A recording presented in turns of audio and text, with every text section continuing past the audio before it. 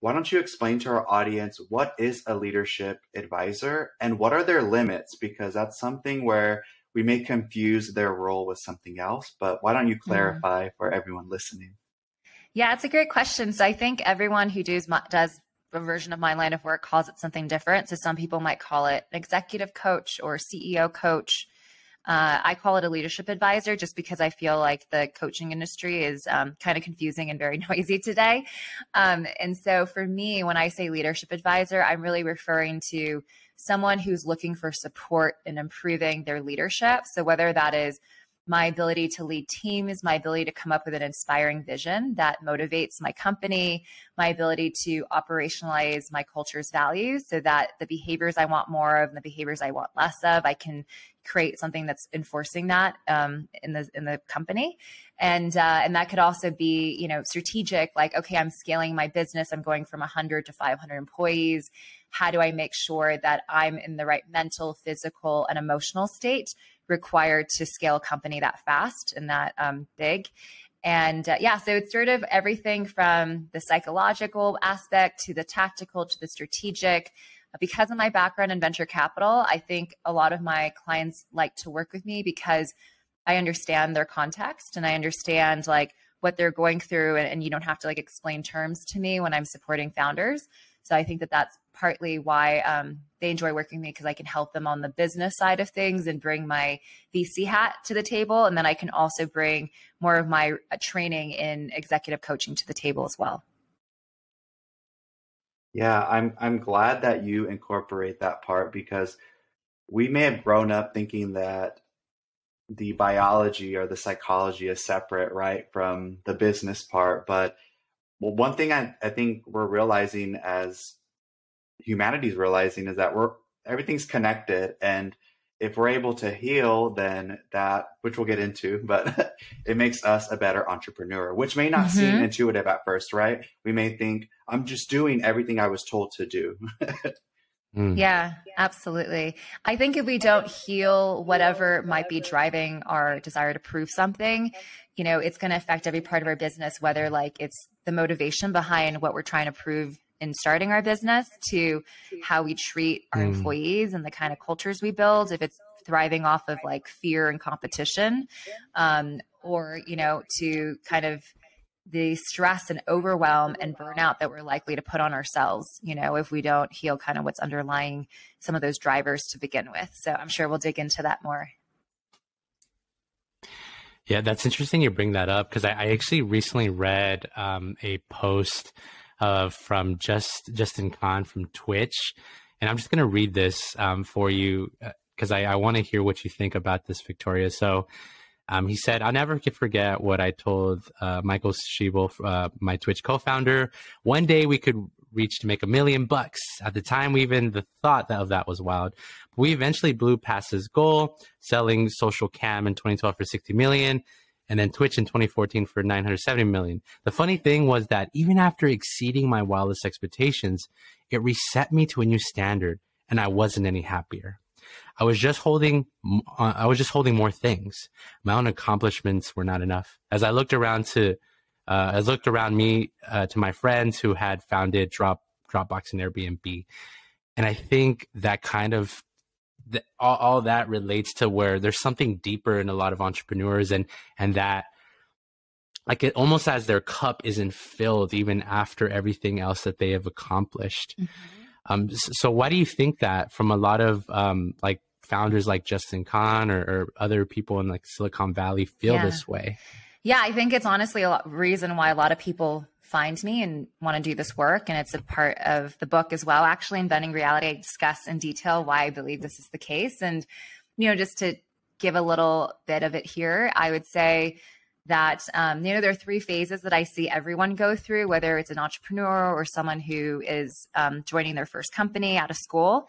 And the first phase is like wanting to prove that we matter in the world. And we're wondering, like, do I matter? Do I have anything worth offering? Do I have anything worth contributing? And what I have found, especially with entrepreneurs and the clients who are very high achieving, is that they have something that they're holding on to. Maybe it was being bullied in school. Maybe it was a heartbreak. Maybe it was a loss of a loved one at an early age, but there's something really painful that they are kind of holding on to and wanting to avoid happening to them. Maybe it was a certain comment, or maybe it's the fear of not being smart enough, but whatever it is, they're kind of carrying that in this first phase of wanting to kind of protect themselves from humiliation, from failure, from being laughed at, from being bullied again or ridiculed. And so that's phase one. And I think a lot of people start companies from that phase, right? So their first companies are often trying to prove to themselves they're smart enough, they are talented enough, they have what it takes to succeed in this world. They want the respect and respect of their peers. They want to reach a certain echelon of status. And so I believe that this phase is like kind of a necessary one to kind of go through and graduate from. But I think the problem is when people don't know that they're in that phase and they can spend their whole careers in that phase, and it's dangerous. And so when I hear Khan's comment there, I feel like he's sort of aware that a lot of people were maybe starting companies from that place of like wanting to matter. And then I think we graduate that phase when we realize, hopefully for those who succeeded at least once with their companies, they start to realize like, wow, I created something that mattered. Like I do matter. My talents matter. I have skills and talents that are valuable and that people are paying for, and that, I can be almost paid to be myself. And that's sort of the graduation of the first phase, is into this feeling of I do matter. And I think that once we stabilize this feeling of our worth and our self-esteem, and we know that we matter, then the third phase we enter is I want to work on something that matters. Like I want to contribute my gifts for good. And I think this is the phase that we often find, like the Bill Gates of the world, people who've kind of been around the block, had a lot of success, and now they're officially in a contribution mode.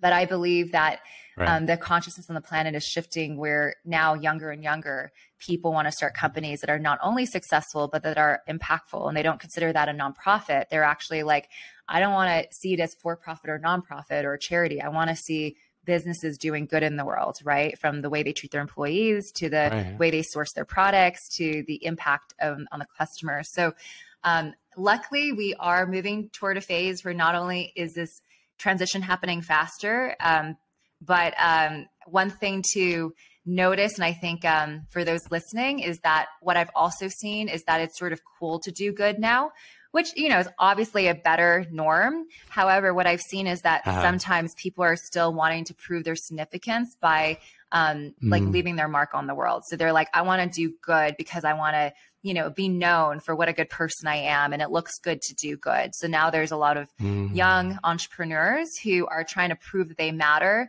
while kind of merging that with phase three, which is like, okay, I want to use my gifts for good, but I also want to make sure I leave my mark on the planet, or else I'll feel like I didn't matter.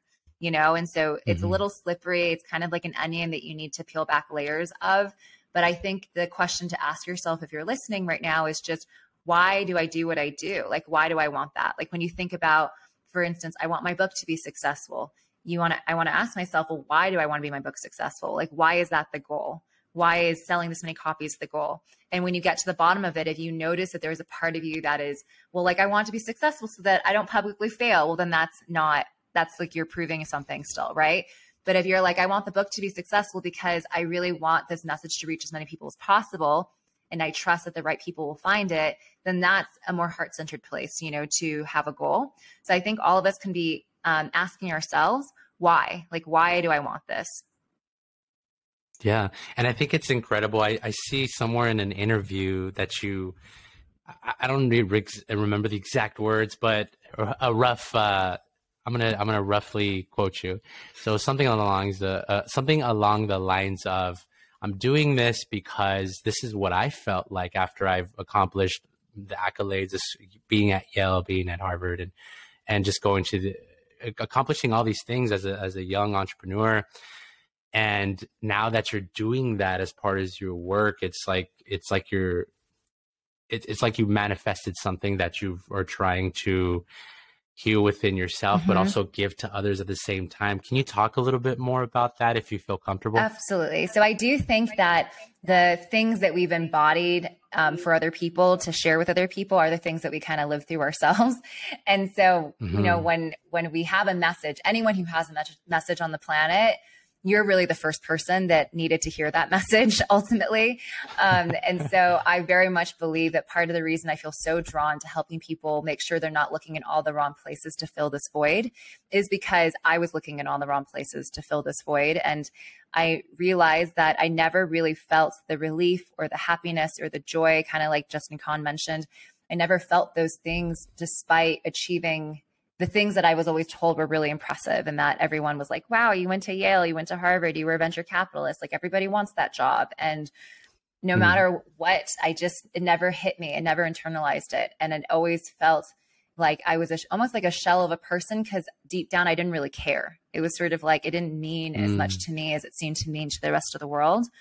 And living so disconnected between like, doing things that don't bring you joy, but that bring you prestige and impress other people is ultimately really empty way to live. And I think I was starting to notice all the things that I did that actually didn't feel good, but that said a certain message about me that I thought was important for the world to think about me.